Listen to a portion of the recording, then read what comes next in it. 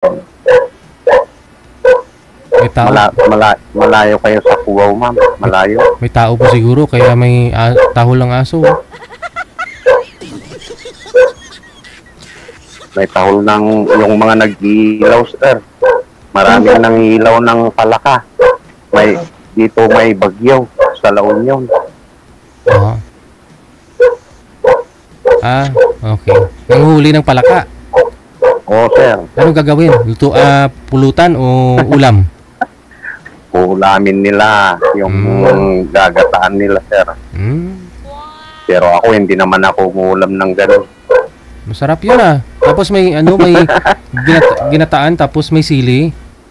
Oo, tapos may linalagyan pa ng sir. Putanghon, gano'n.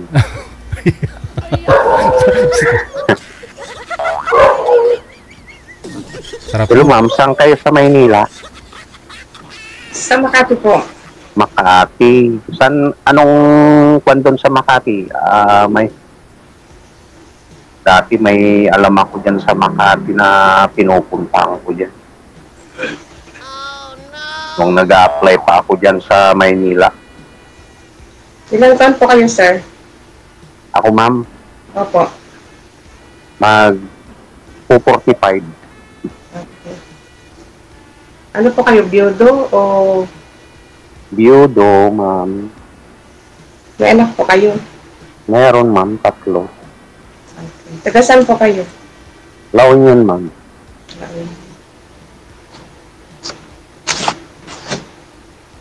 Ano po yung trabaho mo ngayon? Bus driver, ma'am. So, bakit po kayo sumali dito? Sumali lang ako, ma'am, dahil sumasali naman ako. Wala naman problema, wala naman girlfriend, asawa, patay na. Asin pala tayo, sir. Siyempre, Patay din, ma'am. Siguro kailangan din, kahit hindi puro trabaho lang, kailangan din ng para matatanggal naman yung Libag. pagod mo. Trabaho ng trabaho. Ma'am? Ilang taon na po patay asawa mo? 2, ma'am. 2 taon? Oo, ma'am. Mas matagal pa lang sa akin. Ilang taong ka na rin, ma'am? 40. 40. Ilan ng anak mo? 4. 4. Siguro yung panganay mo, may apo ka na. 6. Ay, college pa lang.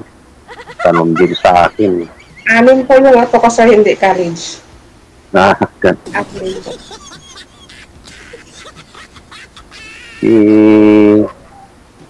Anong negosyo nyo dun, ma'am, sa inyo? Anong pinagkakabahalan mo?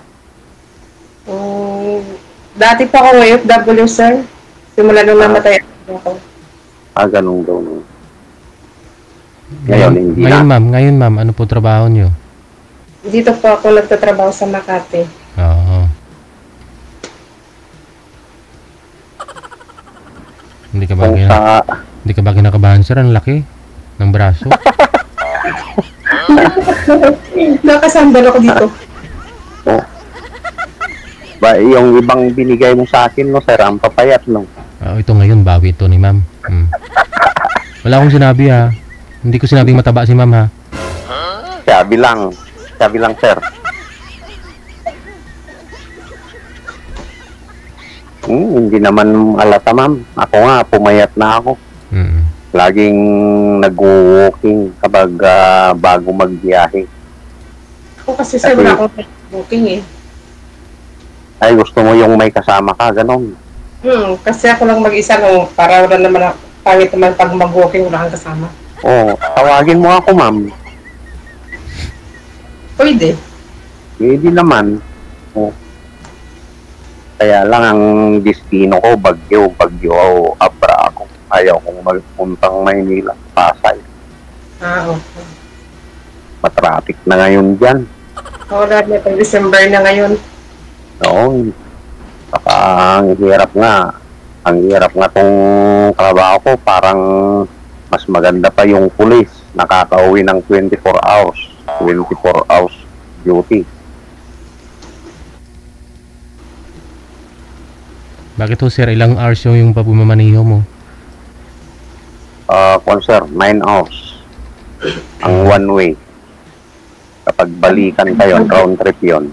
18 hours. 18 hours yun. Pero siyempre pagdating mo Patulog doon, kami ng 4 na oras, sir. 4 lang na oras.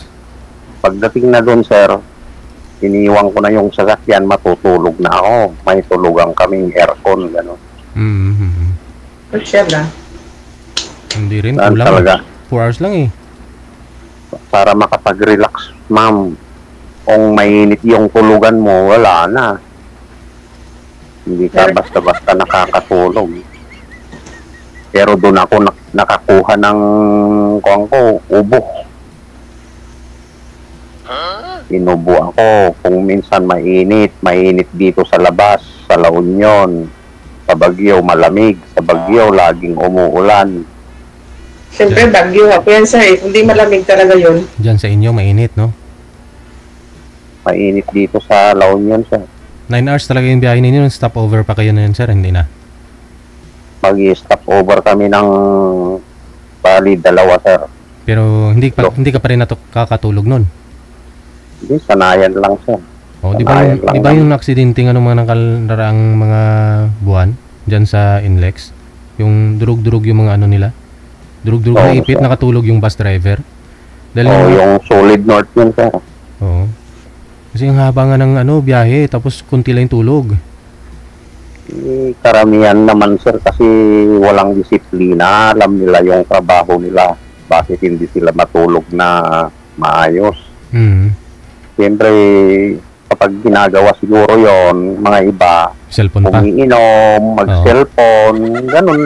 Wala na, bitin na yung tulog. Oo.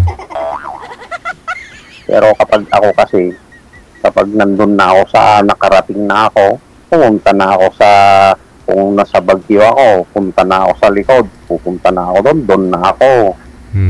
Tandal ko na doon. Karga, pagdating sa Baguio kasi, 30 minutes lang, karga na naman ulit. Akyat na pasahero, no? Pagdating sa Abra, doon lang makakatulog ng gusto. Bukas ulit. Ano po yung minamahin ba tracking?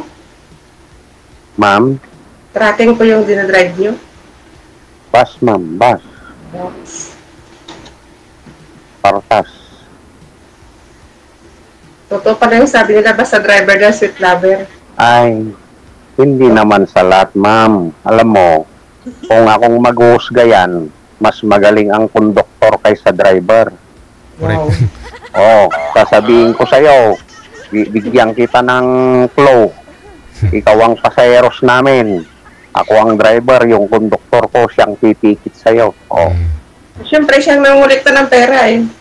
Siyempre siyang nagbibigay ng ticket. Paano kung yung ticket niya, kung type ka niya, linagay na yung number niya doon sa likuran ng ticket. Okay. Malay mo, kung tiksan mo rin. Di ba? Yung driver, nandun lang sa harapan. Hanggang tingin-tingin lang.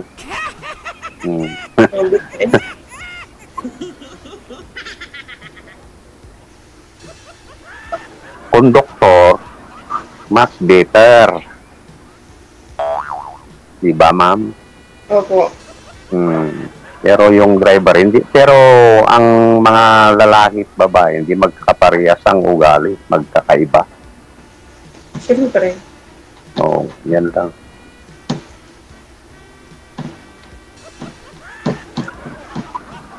Sino lang nakakasama mo dyan, ma'am? Ako lang mag-isa. Nasakto po ako. Ang hirap nga mag-isa. Ano po trabaho nyo dyan, ma'am? Sino po yung binabantayan mo, inalagaan mo kung... Inalagaan, sir. Ano po ginagawa nyo po? Akala ko nagtatrabaho po kayo dyan. Minsan din po ako sa office nila, minsan dito din po. Ikaw nga ang papasyalin ko sa Baguio, ma'am. So, pumasyal sa Baguio, mag-booking tayo doon sa Baguio. Ang ganda doon, no? Pupunta tayo sa Camp Janhay, di ba? Saan po? Camp Janhay. Hindi ko alam. Ay, hindi ka pa nakapasyal sa Baguio, ma'am? Hindi pa po. Ay. Kailangan mapasyalan mo na yung Baguio. Malayo. Wala man akong alam doon. Ay. Ako, kapag alam mo na ako, di madali kang makapunta. Parang, seryoso po ba kayo, sir? Bakit, ma'am? Ano sa tingin mo? Ayaw kong makipagbulahan? Mahirap makipagbulahan dito kay Sir DJ. Nakakahiya. Kaya nga eh.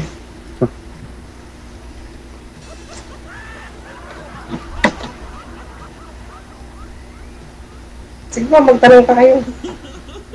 Eh, ikaw lang kakain dyan. Wala kang, hindi mo magaganahan kumain, ma'am, kapag mag-isa. Kagaya ko kapag umuwi ako. Tingin mo kay ma'am, sir, may wala pang ganang kumain yan? Busog na yan siguro, sir. Kasi, kakain pa mamaya yan. Hindi nga pa ako nakakain, sir. Kasi hindi pa. Ako. Sa bagay, dyan sa Maynila, kakain ka dyan, alas 11, ganyan. Magigising ka, alas 10. Ganun lang ang kwan dyan. Gulay lang malakas dito. Saan yung pinuntahan ko dyan noon? Dyan sa dinadaanan ko, pero alam ko yung daan-daan dyan sa Makati, one way kasi. Pupunta pa ako doon dyan sa Greenbelt, ma'am. Sa Greenbelt. Kung minsan, aakyat na ako sa C5. Pupunta ka dito. Oo. Dapat pag pumunta ka dito, akong maging pasahero mo. Oo. Paano kung hindi bus ang sasakyan ko papunta dyan? Hindi ako pumapasok dyan ng bus. Ayaw ko. Hindi ka Kapag po. pumupunta ako dyan, kapag nagsusundo lang ako sa airport, yung mga pinsan ko, tita ko, sinusundo ko sa dyan ako pumupunta kung minsan Makati. Malaki na po yung mga anak mo, sir. Malaki na, ma'am. College na rin. Ano nga pala pangalan mo, sir? Kanina pa tayo nag-usap, hindi pa Oh, okay. hindi. Hindi pa introduce. Michael, Okay. ikaw, ma'am, makikita ko na lang doon sa mo, mamaya. Makikita mo doon. Oo, Message mo na lang ako. oo, ma'am. Takot ka yata lumayo sa Makati, ma'am. Hindi na. Hindi kasi ako lumalabas, sir. Hindi ako nag-day off, eh. Saan banda yung pagtawid mo sa San Andres, Bukid? Saan yun? Anong kwan na yun? Makati na sa kabila eh. Wala akong alam dito, sir. Hindi man ako lumalabas. May Galing ganun. sa trabaho, dito na ako sa bahay. Kailangan pala may tour guide ka yan. Kunin mo na lang akong tour guide. Kung gusto mo, taga-linis ng bahay, taga-luto. Gusto mo? Grabe ka naman. Hindi naman ganun. Grabe, ma'am. Ako, mahirap lang kasi ako, nagtratrabaho pa ako. Uwi pa ako, maglalaba, magplaplansya. Ang hirap mag-isa nga eh. Walang katao-tao dito sa bahay. Pupunta na sila sa nag-aaral yung mga bata. So, ano hinahanap mo? Tagahalaba o asawa? Asawa, siyempre, alangan naman, nandun na lahat alangan. Alangan na ako na, kung asawain kita, akong maglalaba sa'yo. Ikaw ang mag-opisina. Pwede naman maglaba? Hindi sa mawawala yon ang tao. Kahit sino, maglalaba rin. Depende naman yan sa pag-usapan yung dalawa. Maglaba ka o maglaba ako, pwede. Oo. At saka, hindi mahirap na trabaho yun. Hindi naman disposable ang damit. Correct. Diba? Pandali lang maglaba kung wawashing lang kapag binunot mo na ihahanger mo na lang. Kagaya dyan sa Makati ma'am, puro nawasang tubig nyo dyan. Napa-laundry na lang yung damit. Laundry, Kasi- magkano naman 1 kilo dyan ma'am? 150 kasi walang sampayan dito, sir. Bawal magsampay sa terrace. 150. Ang mahal naman dyan. Dito lang 25 lang. 1 kilo. Dito kasi mahal ang lahat eh. Dahil.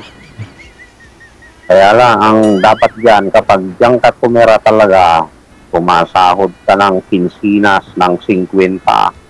Oo, tama. Kapag sumasahod ka lang ng 20,000, 25 hanggang kuryente, tubig, yung grocery mo lang, wala na. Hindi, libre naman bahay ko, Lang. sir. Ay, libre. Opo. Bahay mo talaga yan, ma'am. Hindi, kay boss. Kasi Ay, pag, kay boss. mag-rent ako 5K bed pressure lang, bawal pa magluto. Eh, dito na lang ako dahil boss umuwi. Ah, ganun ba? Talaga dyan ka na naka-ski, ma'am, kahit yung mga anak mo, dyan na rin. Dito, yung mga anak ko nasa Visayas. Ay, nasa Bisaya. Opo.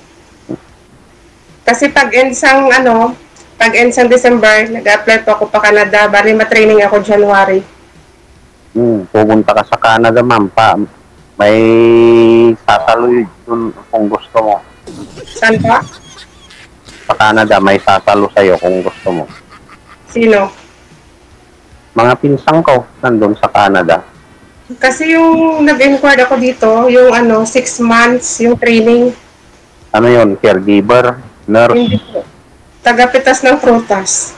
Ay, kala ko caregiver kung Mahirap na caregiver, sir, kasi dati man ako caregiver man ako. kaya Sa mo pa dugo. ba? Sa Batang-bata ka pa naman, ma'am. Oo, batang-bata, pwede pa nga makabata eh.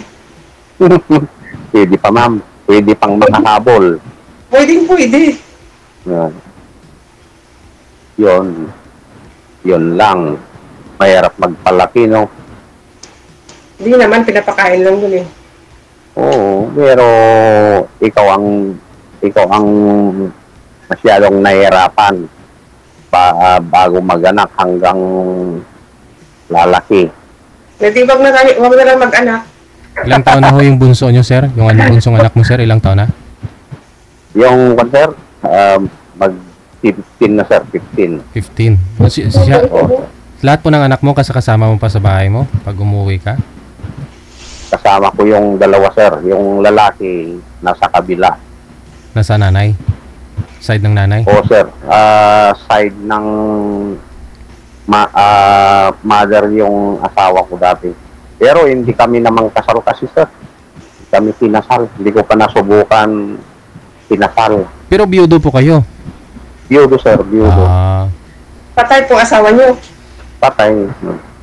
Hindi na nagising. Nakatulog, dire-diretso na. Hindi na nagising. Pinatay mo siguro. Joke lang.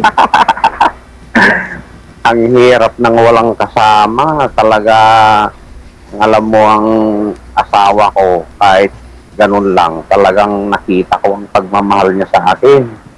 Hinahatid ako doon sa may highway. Dinadrive niya. Tapos pag uwi ko, i-chat ko na naman, susunduin na naman ako. Tapos, itawag ko lang yung mga damit ko, nakahanger na, nakahanda na. Wow. Yeah. Ihahanger na lang doon sa may sasakyan. O, dadalhin na sa highway. Ang ganda nga ng buhay ko nung may kasama ako. Hindi na, kahit nagkikita kami diyan na lang sa kuan kapag namasyal sila sa Baguio, ganun. Since namatay ang asawa mo, sir, wala kang kapartner na hinahanap? Na ma'am, wala. Wala kang... Ang hirap nga eh. Ang hirap nga ma'am eh. Mahirap yung makakon ng partner. Hindi ko lang alam. Oh, siyempre nagtratrabaho ako. Oh, malay ko ba ang isip ng tao? Oh. So, ngayon naghahanap ka ng asawa? Siyempre, naghahanap ako ng asawa habang malakas pa. Mga ilan pang Siyempre, ma'am? Mga ilan pang kaya? Oo, at saka kapag wala na ako sa Partas, itutuloy ko na yung negosyo ko. May buy and sell naman ako ng sasakyan. May shop, talyer. Yun lang. Mahirap mag-isa talaga. Kahit nagtatrabaho ako dito sa talyer ko, paano? Hihinto ko na naman, magluluto na naman ako ng pagkain ko, ganon. Ang hirap na, mapapasma ka nun.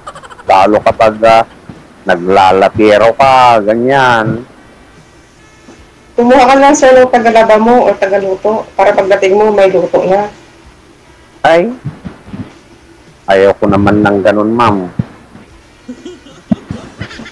Kukuha ko, habang bata pa naman ako, kukuha ako ng asawa ko. Makakita rin ako ng katulad ko na mag-asikaso, maasikaso ko siya, maasikaso din ako, okay na. Baka kung hinahanap mo, hindi naman. Baka sino, kung ma'am? Sabi ko baka kung hinahanap mo. Subukan natin, ma'am. Subukan talaga. Kaso malayo ka malayo din ako. Kahit gaano kalayo, kung talagang gagawin mo, mapupuntahan, kahit pa sa Mindanao, pupuntahan ko kung talagang mahal ko siya. Okay. Willing ka naman pumunta sa amin? Willing naman ako, ma'am. Ang daming sasakyan. Sabi ko nga kay Sir DJ noon, yung security guard na umuwi sa Visayas. Sa Iloilo yung city namin. Iloilo, ma'am? Opo. Sa Iloilo. Narating ko na lahat yan, ma'am. Nakarating na ng Partas dyan nung pandemic. Ba't di ka nakarating sa akin? Kami ang nagbiyahe dyan nung pandemic. 200 na bus pumunta dyan. Pumunta ako ng Tagum. Davao. Sa Iloilo? Ma'am? Anong mga lugar na punta ko sa Iloilo? Diyan sa may city, doon lang sa city, naghatid kami lang ng mga pasayero namin. Kasi kapag nandun ka sa Butuan City, nasa Butuan ka, dire-diretso, papuntang Iloilo, papuntang Zamboanga. Kapag kumaliwa ka doon sa Butuan, papuntang Davao. Pumunta kami ng Cotabato. Matagal ka na rin hindi nakauwi doon, ma'am, sa Iloilo. Medyo, pero sa December uwi ako. Pwedeng sumama. Pwede rin. Sasama lang pala Pwede talaga. Kaya lang gusto kong sakyan dyan, pamunta dyan, barko para masaya. Pwede ng barko naman o aeroplano. Pwede rin yung bus. Karga naman yan sa barko yung bus Nasubukan ko nga na pumunta dun sa, Ormoc City. Kasi yung bus, kinakarga po yun sa barko, yan tinatawag na Roro. Oo. Mayroon pang paskat. Diba, ma'am, mayroon pang paskat, yung mas mabilis pa mayroon. Yung sa paskat, dyan kinakarga yung mga bus, trucking. Yun. Depende sa barko na masakyan mo, mga Starlight. Pero maganda ma'am, yung passenger na barko para maraming Sa amin yung, tao. yung tugo. Yung tugo diretso din sa amin yun, kaso gabi siya dumadating doon. Ay, ganun. Pero nakakapagod kasi pag diretso yung biyahe mo. Magugulat na sila kapag may uuwi ka doon. Wala naman problema sir, ay wala naman akong asawa. Ay, yun lang. Ay, siguro mas gusto pa nila para mas masaya. Mas masaya ka siguro kapag may kasama ka rin magbabakasyon, no? Hindi daw ako umalis. Sumama. December, malapit na. Oh, may sariling bahay naman ako sir doon. Sino nang nakatira doon, ma'am? Wala lang. Binabakas ko lang ng mga anak ko. Wala, masisira, ma'am, kapag walang nakatira. Nandito ako. Mas maganda yung may caretaker lang na titira, malilinisan, ganun lang. Hindi po, punta doon yung mga anak ko pag weekend. Ay, ganun. Pinapalinisan ko naman doon. Makakarating naman ng kwan doon. Kaya lang, kapag magbaban ka papunta doon, isasakay mo rin sa barko. Sa barko, isasakay mo din sa barko. Oo. Lang, may enjoy lang magbiyahe dyan kapag may sasakyan ka. Nga. Magdala ka mo ng sasakyan mo, tapos pagdating sa Katlan, ibaba mo, biyahe ka na papunta doon sa amin. Oo. Mabilis lang ang biyahe. Subukan mo pumunta doon. Subukan ko akong kasama kita kapag mag-isa lang ako, anong pupuntahan ko doon? Hindi. No, Sir DJ. Paano mo malaman pag hindi mo ko kasama? Talagang hindi ko malalaman, Kasama ka? Kasama mo ako, ma'am. Pwede. December, kalakasan pa ng biyahe, no? Hindi nakapunta ka doon sa sa Higante. Sa Isla Higante. Talagang maraming pasyalan doon, no? Maraming pasyalan doon. Magandang mga isla doon sa amin.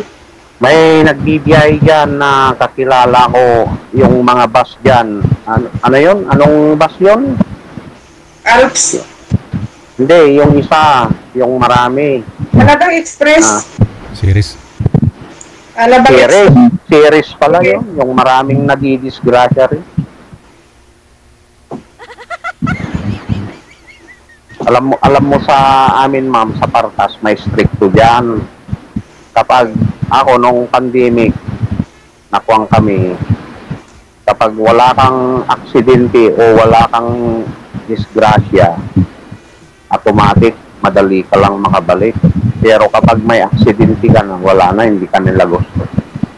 Hindi na. Kagaya ng Dimples, wala na ngayon. Okay. So pag-usapan ko na yung sa off-cam ho yan, ha. Baka madiretso tayo sa aeroplano na naman mamaya. Baka mamaya aeroplano na. Sige, sir. Connected na po kayo. No, maraming salamat. Magandang gabi. Sige, ma'am. Sige, sir. Thank you. Pagkatapos ng bus barko. Makasunod aeroplano. Oras na 10:44 minutes after 7 o'clock. Kayo po ay nanonood at nakikinig dito po sa Wanted Sweetheart Live. Gabi po ngayon ng Friday. Wanted Sweetheart. Wanted Sweetheart. Standby na po. Meron na po tayo mga kasama sa line number 1.